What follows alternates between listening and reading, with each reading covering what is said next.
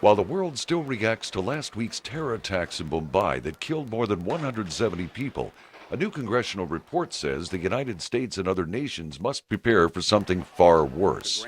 The Commission on the Prevention of WMD Proliferation and Terrorism says a major world city could be hit by a weapon of mass destruction by 2013.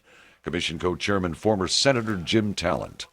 The terrorists are organizationally sophisticated enough to get either the nuclear or bioweapons, but the bioweapon would be even easier for them to get and then to weaponize.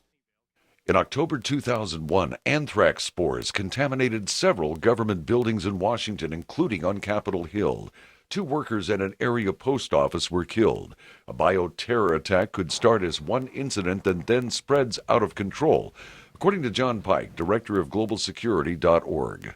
The problem with a biological attack, of course, is that we don't know what sort of agent would be used. Different biological agents would have different consequences, but the possibility is always there that a single terrorist acting alone could start a pandemic that could affect the entire planet. Chemical weapons such as nerve gas have already been used in an attack on a major city. In March 1995, a cult group unleashed sarin gas in the Tokyo subway system. 12 people died and thousands more were sickened. Exposing a city's population to nuclear radiation can be done with a so-called dirty bomb, which uses conventional explosives to spray radioactive material.